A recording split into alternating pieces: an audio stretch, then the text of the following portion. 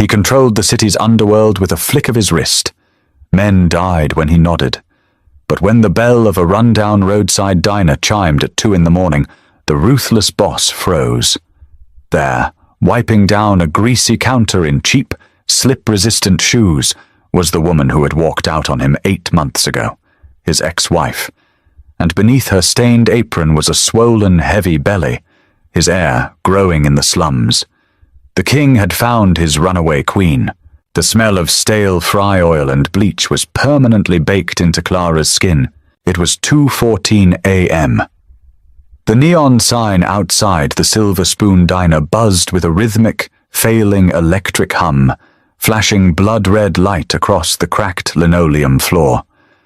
Clara pressed the heel of her hand against her lower back, arching slightly to relieve the crushing pressure on her spine. She was 34 weeks pregnant. Her ankles, swollen and thick, pulsed against the tight confines of her cheap sneakers.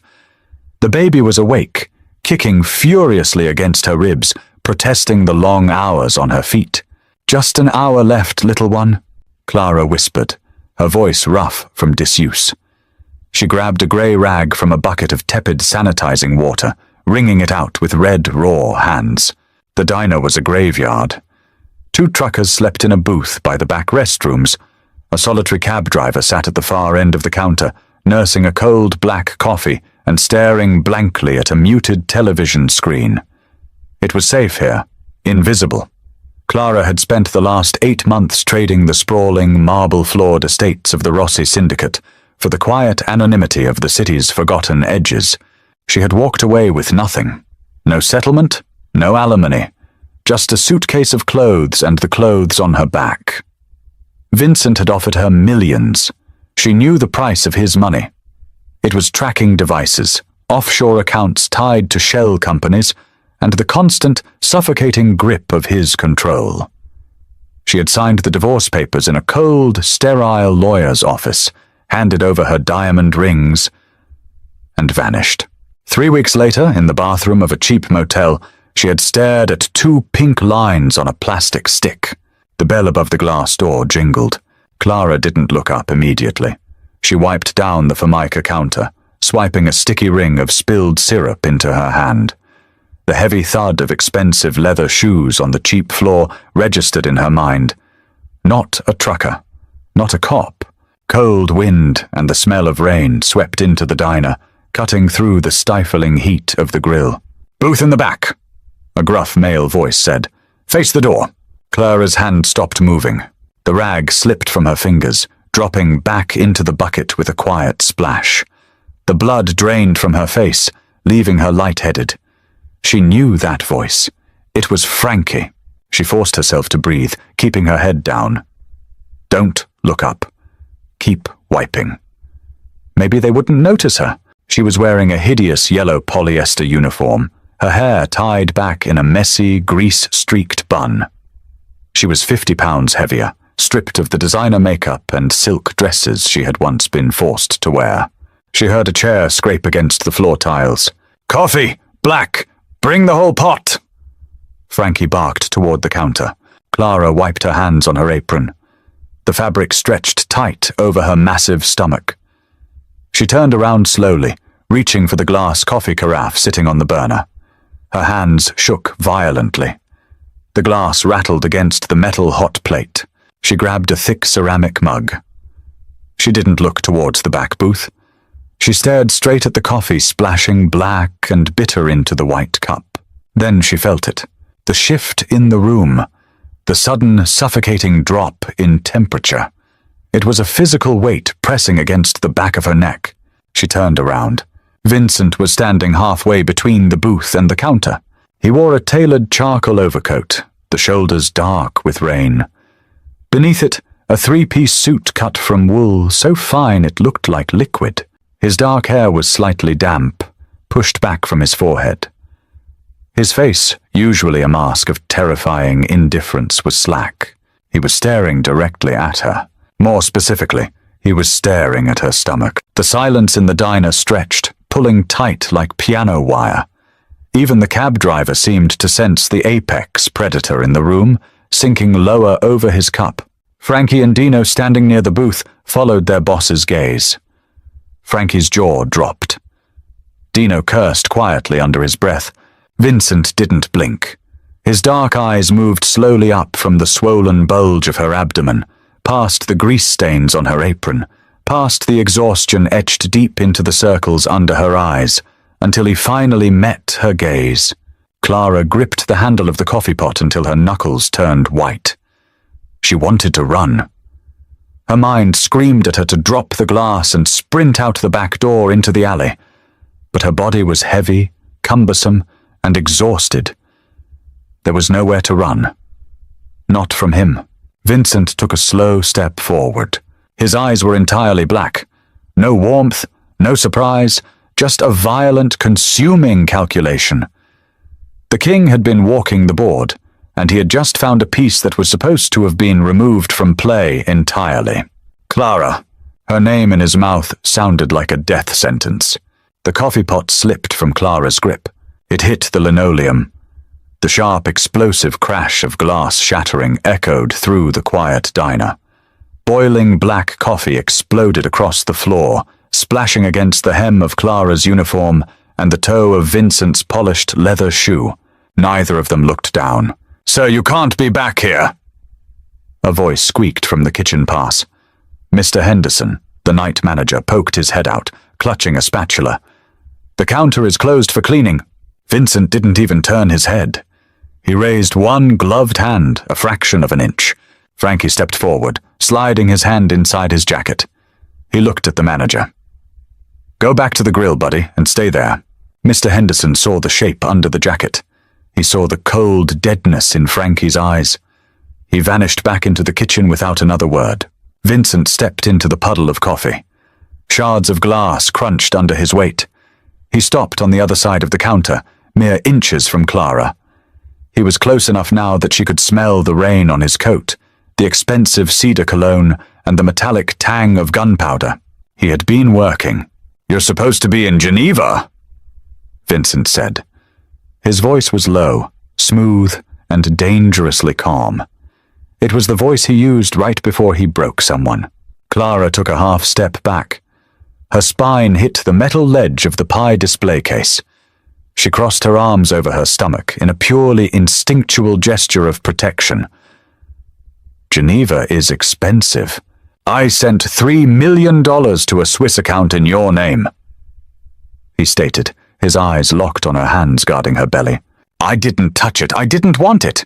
Vincent's jaw tightened. A small muscle ticked beneath his left ear. He leaned forward, resting his hands flat on the sticky countertop. He looked at her hands, raw and cracked from bleach. He looked at her shoes. Then his gaze dropped back to her stomach. The baby chose that exact moment to kick. A sharp, visible roll that distorted the fabric of the cheap yellow apron. Vincent froze. He stopped breathing. For a fleeting, fractured second, the terrifying boss of the Rossi family vanished, replaced by a man struck by lightning. He stared at the movement beneath the fabric. "How far along?" he asked. The calmness was cracking. "It's none of your business." Clara shot back, her voice shaking but her chin raised. "We're divorced, Vincent. The papers are signed. You have no right to be here. You have no right to ask me questions." Vincent's eyes snapped up to hers. The shock was gone. The cold fury was back. "Do the math, Clara," he said softly. "You left 8 months and 12 days ago." He gestured sharply to her stomach. "That is not a fresh development. You were pregnant when you left. Or you got pregnant the day before you walked out the door. It's not yours." The lie tasted like ash in her mouth. It was pathetic, and they both knew it. There had been no one else. Not during their marriage, and certainly not in the grueling, desperate months since. Vincent didn't even dignify the lie with a response. He simply stared at her, dissecting her. "You lived in a basement," he observed, his voice devoid of inflection. "You smell like mildew and cheap soap. You are working the graveyard shift in a diner that serves truck drivers and junkies. You have no car. You have no security. I have freedom. she snapped. You have a death wish, he corrected. He stood up straight. Get your coat. Panic flared in Clara's chest. No, I'm working. My shift ends at 3.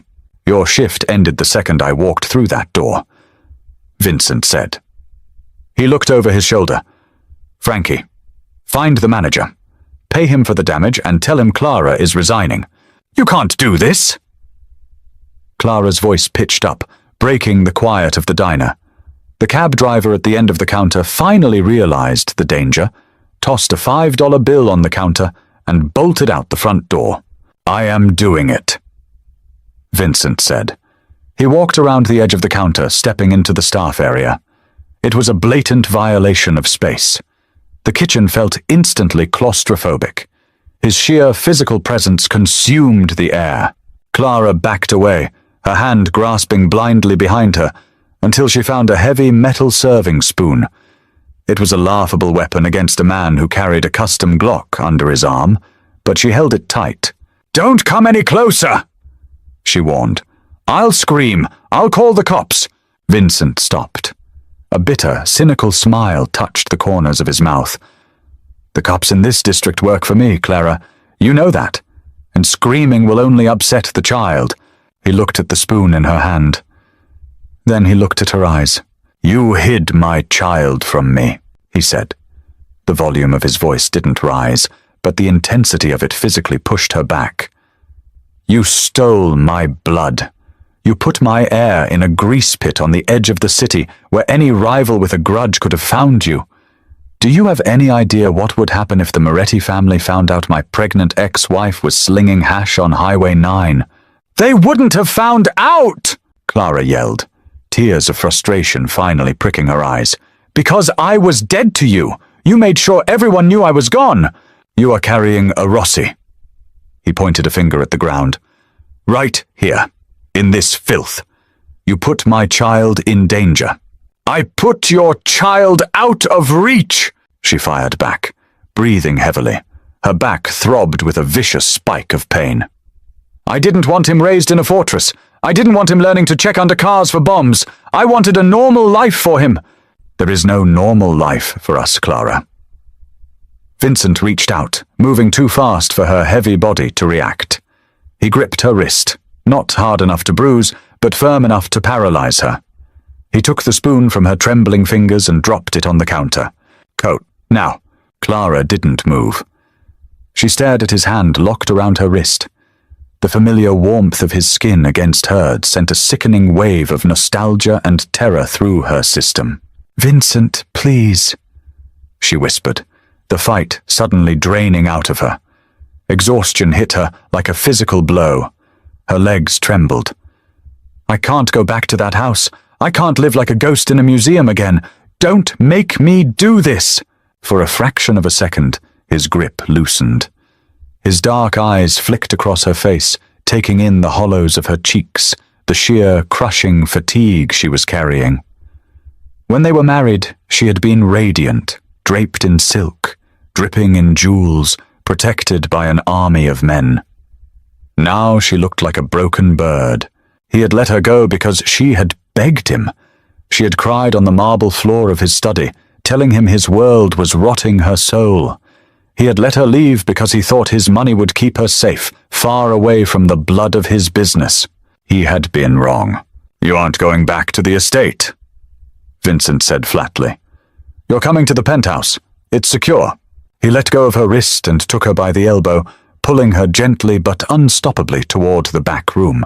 My things, Clara protested, stumbling slightly as she tried to keep up with his long strides. I'll buy you new things. I have a life here. You have a survival strategy. Vincent corrected coldly. And a poor one. Where is your locker? They entered the cramped, foul-smelling break room. Clara pointed numbly to a dented grey metal locker in the corner. Vincent opened it. Inside hung a threadbare grey wool coat she had bought at a thrift store. At the bottom sat a cheap canvas tote bag. Vincent stared at the coat. Disgust rippled across his features. He reached in, grabbed it by the collar, and tossed it into the trash can next to the lockers. Hey! Clara lunged forward, but her belly hit his arm, stopping her short. Before she could protest further, Vincent was shrugging out of his own custom-tailored charcoal overcoat. The residual warmth of his body clung to the silk lining. He stepped behind her and draped the heavy wool over her shoulders. It swamped her, falling past her knees, smelling intoxicatingly of him. He didn't bother with the canvas bag. "Let's go," he said, turning back toward the diner floor. Frankie was waiting by the front door. He had a stack of $100 bills resting on the cash register. Mr. Henderson was nowhere to be seen. Clara walked in a daze, the heavy coat weighing her down. She paused at the door, looking back at the bucket of dirty water, the shattered glass of the coffee pot, the spilled black liquid on the floor. Her miserable, safe, exhausting life, over in the span of 5 minutes. Vincent didn't look back. He opened the glass door, stepping out into the freezing rain. A black armored SUV sat idling by the curb, headlights cutting through the downpour. Dino was holding an umbrella, his eyes constantly scanning the empty highway and the dark tree line beyond the diner's parking lot. Vincent kept a firm hand on the small of Clara's back, guiding her through the rain. The touch burned through the wool of the coat. Dino opened the heavy, reinforced rear door. Clara climbed in clumsily, hauling her heavy frame up into the soft, immaculate black leather interior. The contrast from the hard plastic chairs of the diner was jarring. It was the scent of wealth, power, and danger. Vincent slid in next to her. The door slammed shut with a heavy, airtight thud that locked out the sound of the rain. The silence inside the cabin was total. "Drive," Vincent ordered the driver. The SUV pulled away smoothly, leaving the flickering neon sign of the Silver Spoon behind in the rearview mirror. Clara huddled against the passenger door, pulling Vincent's coat tighter around herself. She stared out the tinted window at the passing dark trees. Her heart was beating frantically. She had spent 8 months looking over her shoulder, terrified he would find her. Now that he had, the reality was worse than the nightmare. She was trapped. Again. But this time, she wasn't just risking herself. She pressed a hand to the side of her stomach. The baby had finally settled down, lulled by the smooth motion of the expensive vehicle. Vincent sat rigidly on his side of the bench seat. He didn't look at her. He stared straight ahead at the partition separating them from the driver. "When is the due date?" he asked. The question hung in the quiet air, a demand rather than a request. Clara kept her eyes on the window. 5 weeks, Vincent calculated silently. "You haven't seen a proper doctor." "I go to a free clinic," she said defensively. "They have an ultrasound machine. He's fine." The word hung in the air. Vincent turned his head slowly to look at her. Even in the dim light of the passing street lamps, Clara could see the shift in his expression. The ruthless, calculating mob boss fractured again, revealing something raw, possessive, and terrifyingly human. "A son!" The words were barely a whisper, slipping from his lips like a prayer and a threat all at once. Clara swallowed hard, closing her eyes. She had given him the one piece of ammunition he needed to never, ever let her go again. "Yes," she whispered back. Vincent reached across the wide expanse of the leather seat. Clara tensed, expecting him to grab her wrist again, or perhaps cup her chin to force her to look at him. But his hand bypassed her face, bypassing her arms. His large, calloused hand rested gently, but with absolute ownership directly on the center of her swollen stomach. The heat of his palm seared through the cheap polyester of her uniform. Clara gasped softly, her breath catching in her throat. She tried to pull back, to press herself deeper into the door, but his hand followed, relentless. "Mine," Vincent said softly. He wasn't talking to her. He was talking to the child hidden beneath her skin. "And no one will ever hide you from me again." The private elevator to the penthouse did not hum. It didn't rattle or shake like the freight lift at the diner. It moved with a silent, terrifying efficiency, swallowing the floors of the city in a matter of seconds. Clara stood in the back corner of the brushed steel box, leaning heavily against the mirrored wall. Her legs felt like lead. The adrenaline that had spiked in the diner was evaporating, leaving behind a bone-deep, hollow exhaustion. She kept her arms wrapped around Vincent's heavy wool coat, burying her face in the collar to block out the sharp, sterile scent of ozone in the elevator. Vincent stood perfectly still in the center of the car. He watched her reflection in the steel doors. He noted the way her knees trembled. He saw the grey pallor of her skin, completely devoid of the flush of health she'd carried when she was his wife. "You're pale," he stated. It wasn't a question of concern, it was an assessment of a failing asset. "I've been standing on concrete for 9 hours. Clara replied, not looking up. "I'm pregnant, not dying." "That is a matter of perspective." The doors slid open. Total suffocating silence greeted them. The penthouse was a fortress suspended 80 stories above the street. The walls were floor-to-ceiling glass, offering a panoramic view of the storm swallowing the city, but the glass was ballistic, 2 inches thick, bulletproof, bomb-resistant, and entirely soundproof. The floors were poured concrete, polished to a dark, mirror-like finish, accented by stark, brutalist leather furniture.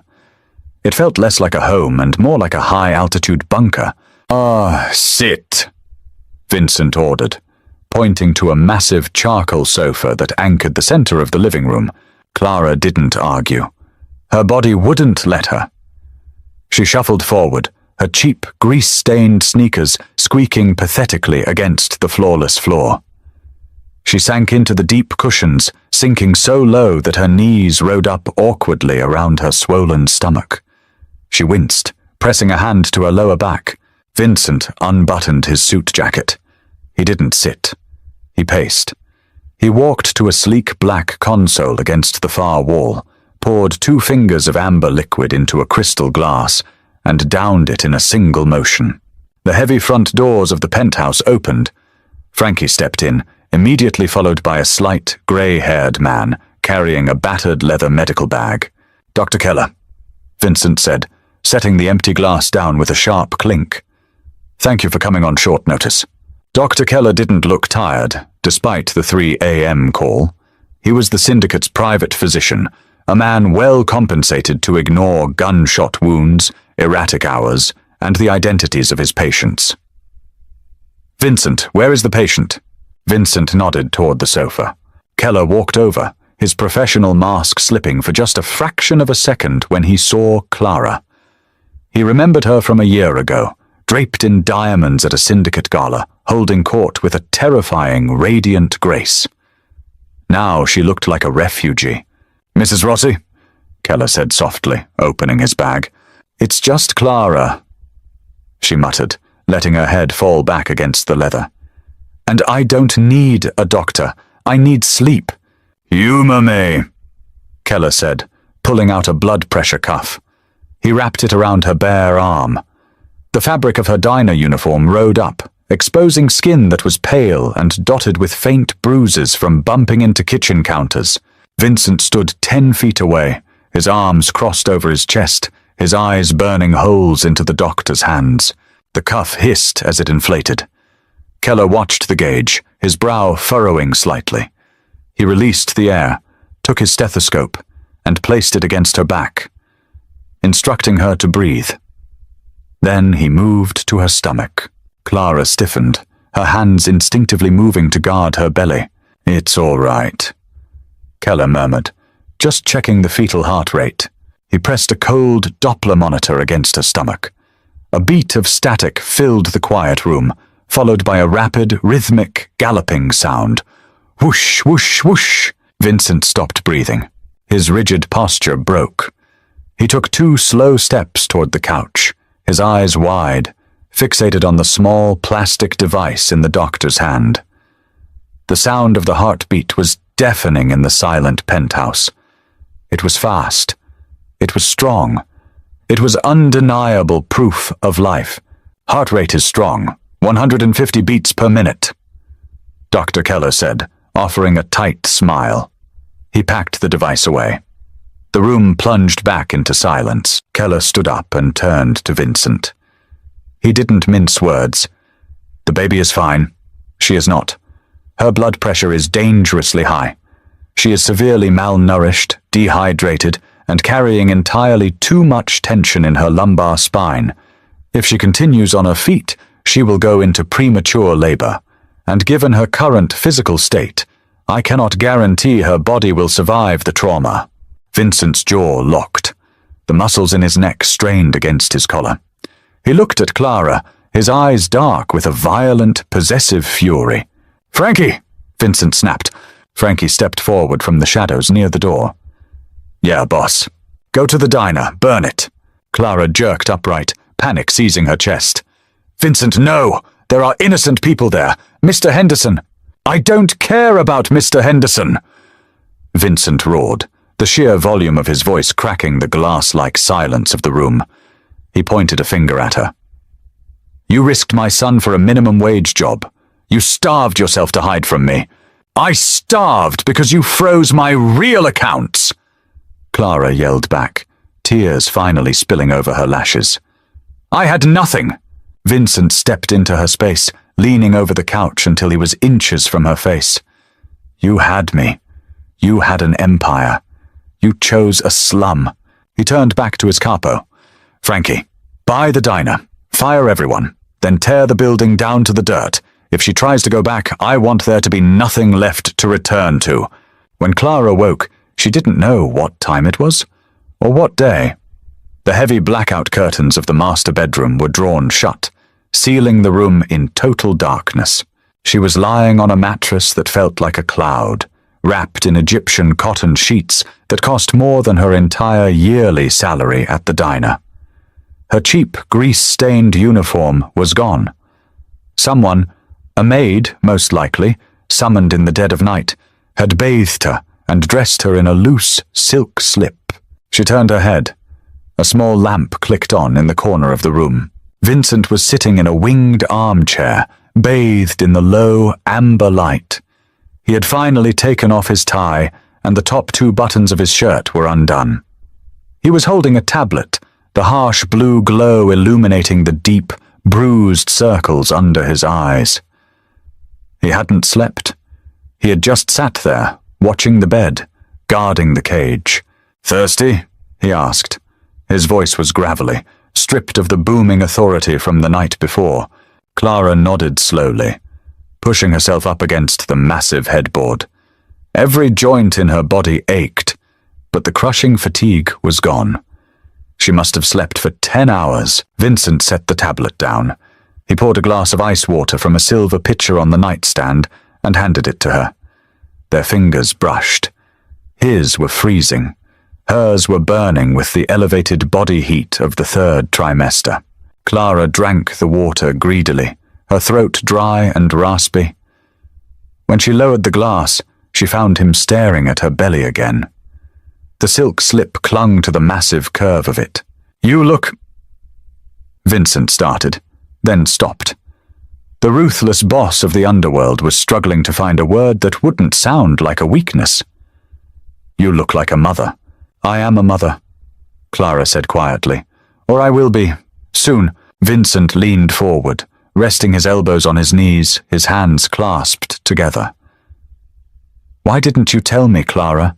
When you handed me those papers in the lawyer's office, why didn't you say something? Would you have let me go?" The silence that followed was heavy and thick.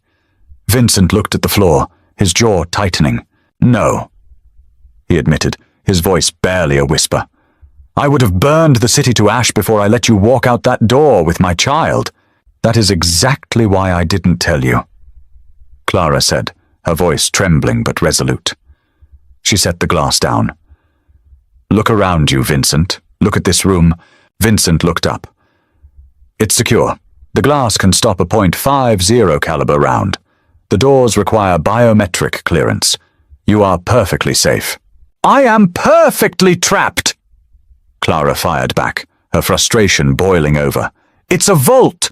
You lock your money in vaults, you lock your guns in vaults. I am not property, Vincent, and neither is this baby. You think I enjoy the vault?" Vincent stood up, his sudden movement restless, caged. He paced to the window and tore back the heavy curtain. Grey, washed-out daylight flooded the room. The city stretched out below them, sprawling and insignificant. "You think I want to live behind armor plating?" he asked, pointing down at the streets. "There is a war out there, Clara. The Falcone Syndicate is bleeding my territory dry in the south. My own lieutenants are getting hungry. Weakness is an invitation for a bullet. You think you were living a noble, independent life in that diner? You were a sitting duck. If the Falcones had found you—" He stopped, closing his eyes, suppressing a physical shudder. The thought of it was acid in his veins. "They didn't find me," Clara argued. "I was a nobody. I was a ghost. No one looks twice at a pregnant waitress in a bad part of town." "I look twice," Vincent said, turning to face her. His eyes were entirely black, devoid of light. "And if I can find you, they can find you. And they wouldn't have brought you a doctor, Clara. They would have cut that child out of you to send me a message and left you to bleed to death on the linoleum." Clara flinched, her hands instinctively flying to her stomach. The brutal, unfiltered reality of his words struck her like a physical blow. She hated him for saying it, but she hated it more because she knew it was true. "I couldn't raise him in the estate," Clara whispered, the fight suddenly draining out of her. She looked down at her hands, still red and raw from the harsh cleaning chemicals. "I remember what it was like. The bodyguards at the grocery store, the sweeps of the cars for explosives, the men bleeding on the carpets in the middle of the night. I watched you lose pieces of your soul to this business, Vincent. I watched you turn into stone." She looked up, meeting his cold, dark eyes. "I couldn't let my son watch his father turn into a monster." Vincent stared at her for a long, agonizing moment. He didn't defend himself. He didn't deny it. He simply accepted the verdict of his ex-wife with a cold, terrifying grace. "I am a monster," Vincent agreed softly. He walked back to the bed, leaning over her, his presence utterly overwhelming. "But I am the monster that keeps the other monsters away. And right now, that is exactly what you need." The illusion of domestic peace, however fraught and bitter it was, shattered just past noon. Clara was sitting at the massive marble island in the kitchen, forcing down a bowl of fresh fruit and steel-cut oats that the chef had prepared. Vincent sat across from her, drinking black coffee, reading reports on his tablet. It was almost a facsimile of their old married life, if one ignored the heavy silence and the sheer, unspoken terror hanging in the air. The biometric lock on the front door chimed. Frankie walked in. He didn't bother knocking. His face was grim, his suit jacket open, revealing the shoulder holster strapped to his chest. He stopped at the edge of the kitchen, his eyes darting briefly to Clara before locking onto Vincent. "Boss, we got a problem?" Vincent didn't look up from his screen. "Speak." "It's about the diner," Frankie said, his voice dropping an octave. "I went down there with a crew this morning to handle the buyout like you asked. The place was taped off. Cops everywhere." Vincent's finger stopped swiping on the glass. He slowly raised his head. The temperature in the room plummeted. "Why?" "A hit?" Frankie said, shifting his weight uncomfortably. "Professional job. Walked in around 5 a.m. right after we left. Shot up the back booths, torched the kitchen, left a message painted on the wall." Clara's spoon slipped from her fingers, clattering loudly against the marble bowl. Her heart slammed against her ribs. "Who?" she asked, her voice cracking. "Who was hurt?" "Was Mr. Henderson?" Frankie didn't answer her. He looked at Vincent. "Who?" Vincent demanded, his voice a low, terrifying rumble. "The Falcone crew?" Frankie confirmed. "They didn't find who they were looking for, so they made a mess. Henderson caught 2 in the chest. He's dead. The dishwasher is in critical." Clara clamped a hand over her mouth, a violently sick feeling rising in her throat. 5 a.m., 3 hours after Vincent had dragged her out.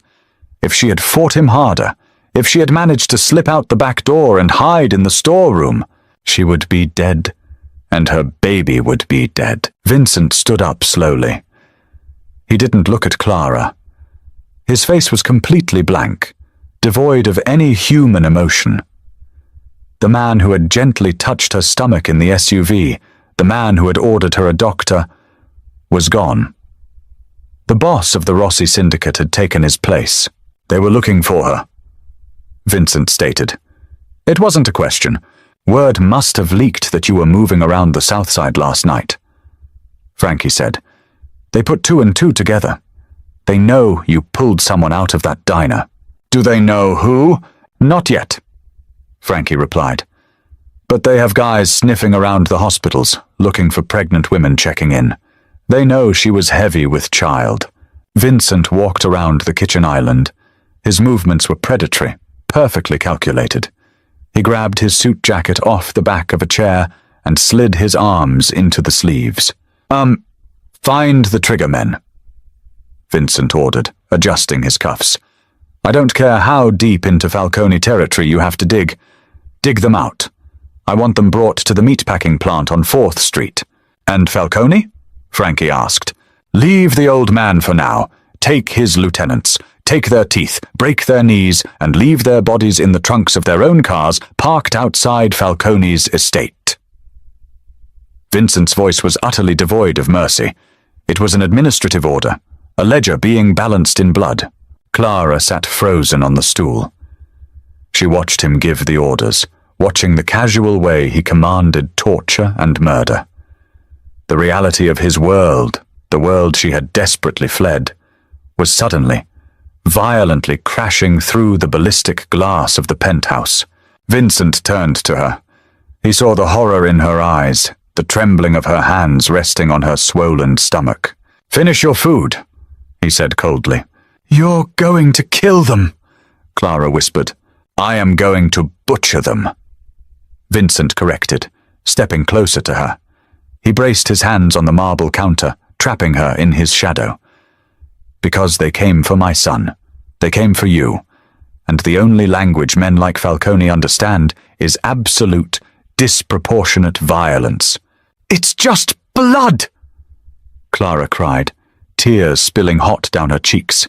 It's always just blood with you. It never ends.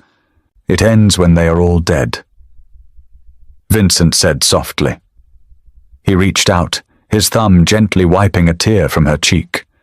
The touch was brutally tender, a stark contrast to the horrific orders he had just given. You wanted to live in the real world, Clara? This is the real world. You are my wife. You are carrying my heir. There is no anonymity for you. There is only survival. He pulled his hand back, the warmth of his touch lingering on her skin like a brand. Do not leave this penthouse, he commanded, looking at Frankie to ensure the capo heard the implicit threat. If she tries to run, lock her in a room and throw away the key. Vincent turned and walked out the door, the heavy steel locks engaging with a definitive, inescapable click behind him. Clara was left alone in the massive kitchen, the silence of the fortress ringing in her ears. She pressed both hands to her stomach, feeling the baby kick against her palms. The monster had gone to war to protect them. She was safe, and she had never been more terrified in her life. The penthouse was a tomb of high-end luxury. For 3 days, Clara did not see the sun.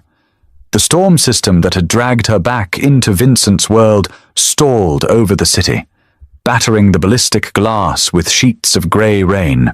She paced the length of the living room, her cheap sneakers replaced by soft woolen slippers that offered zero comfort to her swelling ankles. She walked from the kitchen island to the massive leather sofa, then to the heavy oak double doors that led to the private elevator.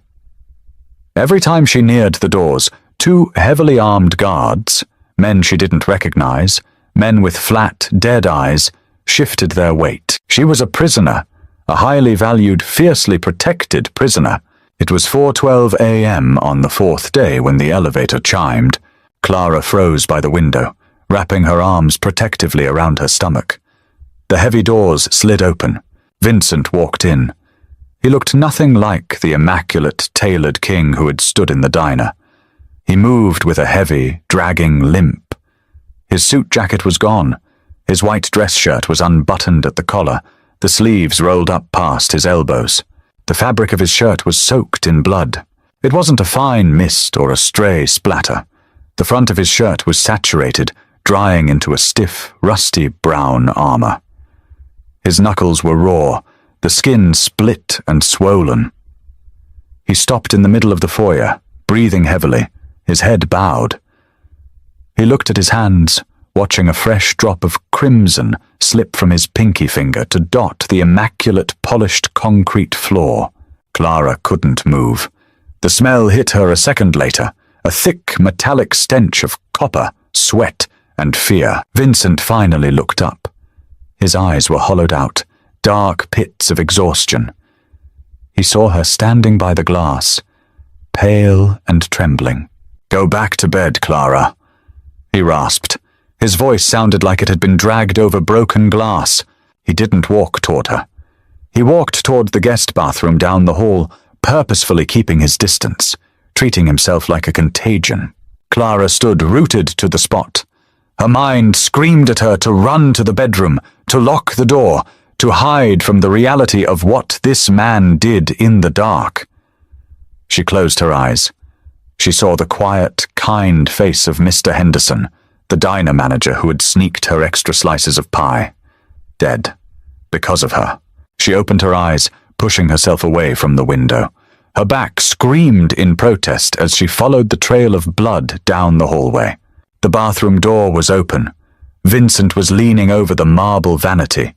The water was running on full blast.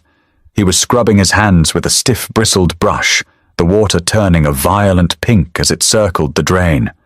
He wasn't just washing, he was punishing the skin, scraping at it until his own knuckles bled anew. Clara stepped into the doorway. The harsh fluorescent light above the mirror cast deep, skeletal shadows across his face. "You're going to tear the skin off," she said softly.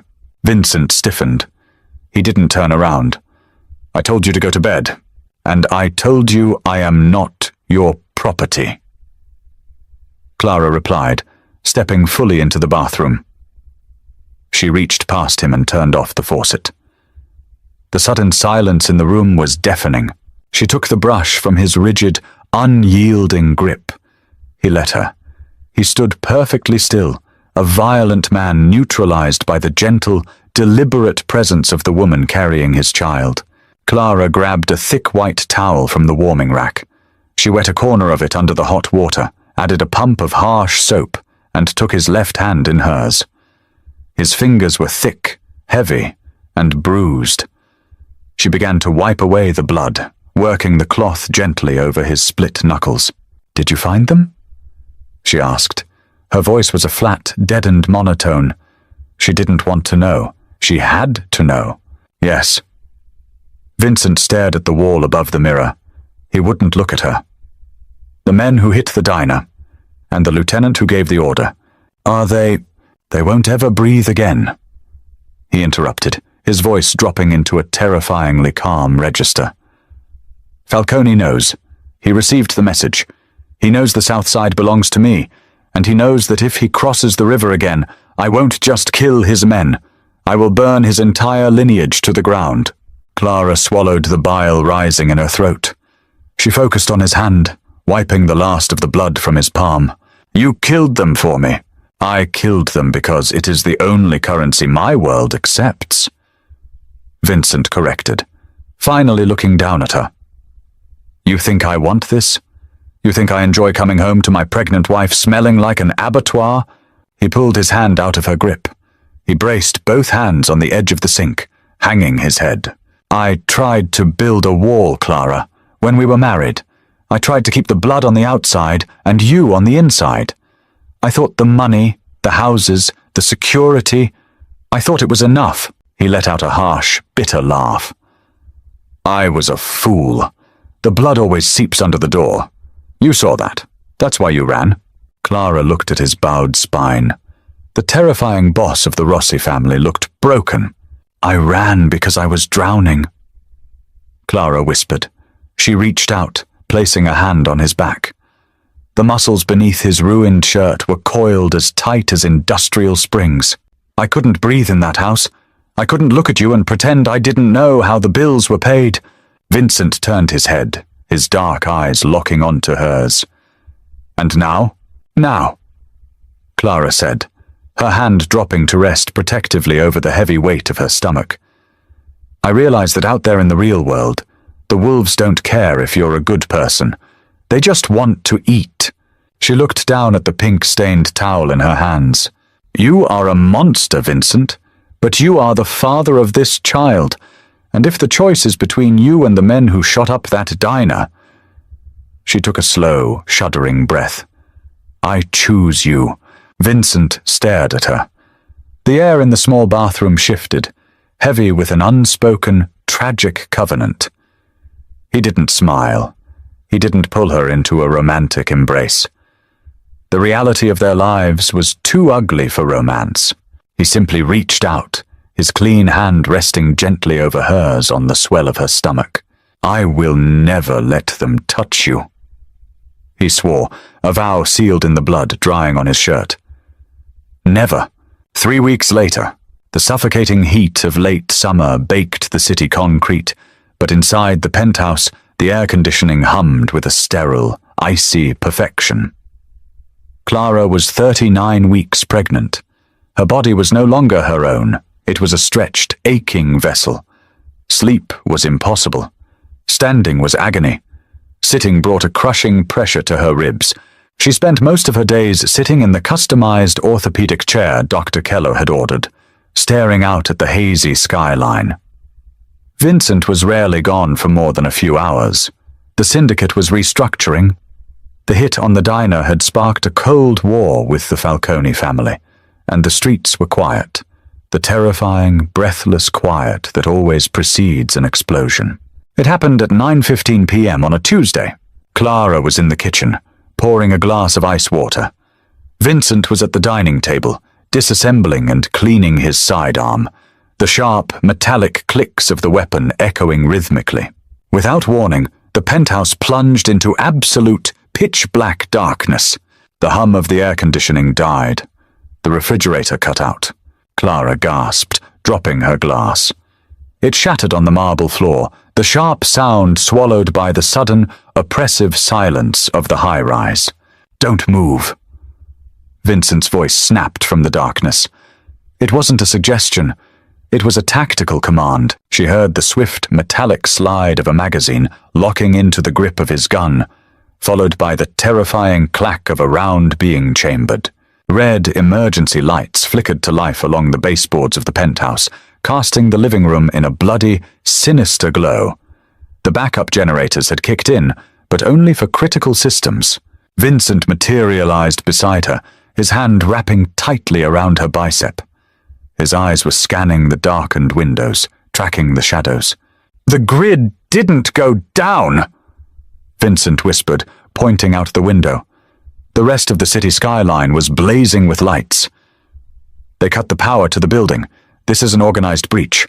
A heavy, concussive thud echoed from deep within the building, vibrating through the soles of Clara's swollen feet.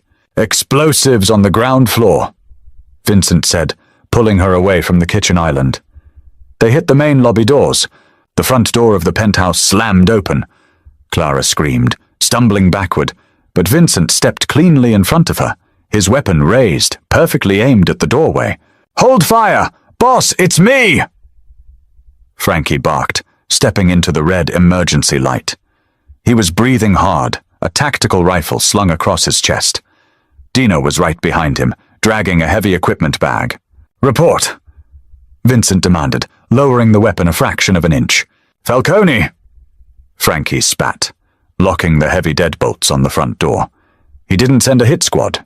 He sent an army. They hit the parking garage and the lobby simultaneously. They knocked out the primary comms and the security feed. We have maybe 40 guys coming up the stairwells. The elevators are dead. How long until they reach this floor? 10 minutes, maybe less. They're blowing the fire doors as they come. Frankie looked at Clara, his face grim. "We need to move to the panic room. The extraction chopper can't land on the roof in this wind." Vincent turned to Clara. "Walk fast." They moved down the long hallway toward the master suite. The panic room was a reinforced steel vault hidden behind the walk-in closet, equipped with independent ventilation, medical supplies, and a direct, hard-wired line to the syndicate's external security forces. Clara forced her heavy legs to move. The adrenaline coursing through her veins masked the dull ache in her spine. But as she stepped into the closet, a sudden, violent cramp seized her lower abdomen. It wasn't a dull ache. It was a vicious, crushing band of steel tightening around her waist. Clara gasped, her knees buckling. She grabbed the edge of a mahogany dresser to stop herself from collapsing, knocking a row of expensive colognes to the floor. "Clara!" Vincent caught her under the arms, hauling her upright. She couldn't speak. The pain robbed her of oxygen. She gripped his forearms, her nails digging into his skin through his shirt. She squeezed her eyes shut, riding out the agonizing wave. When it finally receded, she opened her eyes. She looked down. A dark, heavy stain was spreading down the inner thigh of her light grey sweatpants, dripping onto the carpet. Her water had broken. "No!" Clara whispered, sheer terror entirely eclipsing the fear of the men climbing the stairs. "No, not now. Please, not now." Vincent stared at the floor. The ruthless tactician, the man who could calculate casualty rates and coordinate a defense in seconds, froze entirely. "Boss!" Frankie yelled from the hallway. "They breached the 70th floor! We gotta lock down!" Vincent's head snapped up. The hesitation vanished, replaced by a terrifying, primal focus. He scooped Clara into his arms. She cried out, the shift in gravity sending a fresh spike of pain through her pelvis, but she wrapped her arms around his neck, burying her face in his shoulder. He carried her into the panic room. It was a bleak, concrete box illuminated by harsh LED strips. A heavy steel cot bolted to the floor sat in the center, surrounded by metal cabinets of ammunition, MREs, and medical trauma kits. He set her down gently on the cot. "Dino!" Vincent barked. Dino stepped into the vault, tossing the heavy equipment bag into the corner. "Yeah, boss. Get on the hard line. Call Dr. Keller. Tell him if he isn't in this building in 5 minutes, I will skin him alive. Boss, the lobby is crawling with Falcone's men. Keller can't get through that." "Find a way," Vincent roared, the sound echoing violently off the steel walls. Another contraction hit Clara. It was faster this time, more brutal. She arched her back, a raw, guttural moan escaping her lips. She gripped the metal edge of the cot, her knuckles turning white. "It's happening," Clara gasped, locking eyes with Vincent. The fear in her face mirrored his own. "He's coming." Frankie stood in the doorway, staring down the dark hallway of the penthouse. "They're on our floor. I hear them." Vincent turned his back to Clara. He racked the slide of his gun. He looked at Frankie. "Lock the vault door," Vincent ordered. "You and Dino hold the hallway. Buy us time." "There's 40 of them, boss," Frankie said quietly, the grim reality of the math settling over them. "I don't care if there's 100, Vincent said. "You hold the line." Frankie nodded slowly. He stepped out of the vault. Vincent grabbed the heavy steel handle of the vault door and pulled it shut. The massive locking mechanisms engaged with a heavy, definitive sequence of metallic thuds. They were sealed in. A king, his runaway queen, and an heir demanding to be born in a tomb of concrete and steel. The sound of gunfire started 3 minutes later. It was muffled by the thick steel of the vault door, but the vibration of the automatic weapons rattled the heavy metal cabinets. It was a dull, rhythmic thumping, punctuated by the sharper, concussive blasts of breaching charges, tearing apart the beautiful, expensive penthouse Vincent had built. Inside the vault, the world was reduced to pain and blood. "Breathe, Clara," Vincent ordered. He had stripped off his jacket and his gun holster, tossing them onto a crate of ammunition. His sleeves were rolled up. His hands, usually instruments of violence and control, were pressed against her knees, anchoring her. "I can't!" Clara screamed, her voice tearing her throat. She thrashed on the narrow cot, her clothes soaked in sweat and amniotic fluid. The pain was an ocean, pulling her under, drowning her in blinding white agony. You can. You have to. Vincent's voice was steady, but his face was drawn, pale beneath the harsh LED lights. He tore open a trauma kit from the wall, scattering combat gauze and tourniquets onto the floor until he found a sterile field sheet and heavy surgical scissors. He was operating purely on primal instinct, adapting the battlefield triage he knew to the terrifying reality of childbirth. Another muffled explosion shook the room. Dust rained down from the concrete ceiling. "They're going to get in!" Clara sobbed, panic hyperventilating her lungs. "They're going to kill him! Look at me!" Vincent commanded, stepping directly into her line of sight. He gripped her face in his hands. His palms were hot, strong, and deeply anchoring. "No one is getting through that door. You focus on me. You focus on this child. Push!" Clara screamed, bearing down with everything she had. Her body felt like it was being torn in half. The fluorescent lights overhead flickered, buzzing violently as the building's electrical systems failed entirely, leaving only the sickening red glow of the deepest emergency backups. Outside the door, the gunfire intensified into a deafening roar. Frankie and Dino were fighting a losing battle. The sound of heavy boots hitting the hardwood of the master bedroom outside the closet seeped through the steel. Clang! A bullet ricocheted off the exterior of the vault door. Vincent didn't even flinch. He kept his eyes locked on Clara, his hands steady. "Again, Clara, harder. He's almost here." She drew a ragged, desperate breath and pushed. She poured every ounce of her fear, her exhaustion, and the bitter survival instinct she had honed in the dirty diner into the effort. She pushed until blood vessels popped in her eyes, until the world narrowed to a pinpoint of red light. And then the pressure vanished. A sharp, piercing cry cut through the heavy air of the vault, louder and truer than the gunfire outside. Clara collapsed back onto the steel cot, her chest heaving, tears streaming down her face. She couldn't see. She could only hear.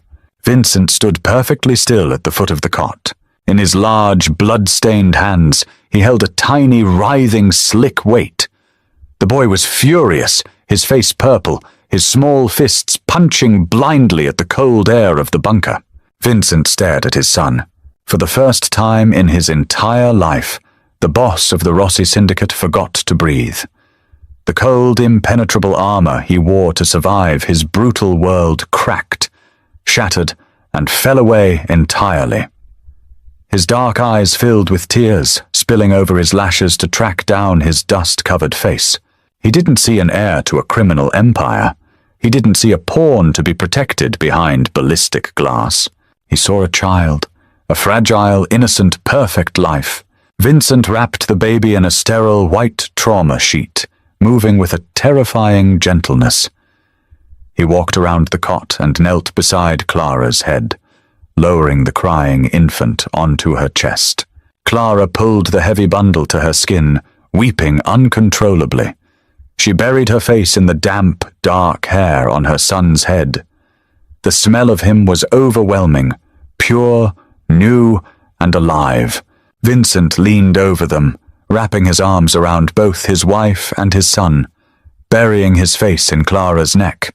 The three of them huddled on the steel cot, a desperate, bleeding island in a sea of violence. Outside the door, the gunfire abruptly stopped. Total suffocating silence fell over the penthouse. Vincent slowly raised his head. His expression hardened, the father receding, the killer returning to the surface. He reached out, his hand closing over the grip of his discarded pistol. He stood up, positioning himself between the cot and the vault door, pointing the weapon dead center at the steel. A heavy knock echoed against the metal. "Boss?" Frankie's voice came through the thick door. It was weak, ragged, and wet with blood. "It's clear. We held them. Backup just came up the stairwell. The Falcone crew is wiped out." Vincent lowered the gun, a heavy exhale shuddering through his massive frame. He didn't open the door. Not yet. He turned back to look at Clara. She was staring down at the baby, her face pale, bruised, and breathtakingly beautiful in the red emergency light. She looked up at him, her eyes reflecting the cynical, devastating reality of their existence. They had survived tonight. But tomorrow, there would be another rival, another hit, another bunker. Vincent walked back to the cot. He touched the baby's small, balled-up fist with a single finger. "I thought I could force you to live in my world," Vincent said, his voice a low, gravelly whisper. He wasn't giving a command. He was offering a surrender. "I thought the cage was big enough, strong enough to make you happy." Clara looked at him, her heart aching. "The cage is still a cage, Vincent." "I know." Vincent looked from the baby to Clara. "He will not grow up checking under cars for bombs. He will not learn to wash blood out of my shirts." "How?" Clara asked, her voice cracking. "You are the head of the family. You can't just walk away. They will hunt us to the ends of the earth." "No, they won't," Vincent said. The cold, terrifying calculation returned to his eyes, but this time it wasn't aimed at an enemy. It was aimed at his own throne. "Because by this time tomorrow, the Rossi Syndicate won't exist. I'm going to dismantle the entire network. I will sell the territories, burn the ledgers, and execute anyone who tries to stop the dissolution." Clara stared at him, stunned. "You would burn your empire? For us?" "I would burn the world, Clara." Vincent swore, leaning down to press a soft, lingering kiss against her sweaty forehead. "You wanted freedom. I'm going to buy it for us. In blood, and then never again." He turned and walked toward the heavy steel door to face the ruin of his kingdom. Behind him, in the safe, quiet dark, his son took another breath, oblivious to the fact that his father was about to set the underworld on fire just to keep him warm. Did this intense, gritty mafia romance keep you on the edge of your seat? The clash between a ruthless king's dark world and the fierce, undeniable love for his runaway queen proves that sometimes the only way to protect your family is to burn your own empire to the ground.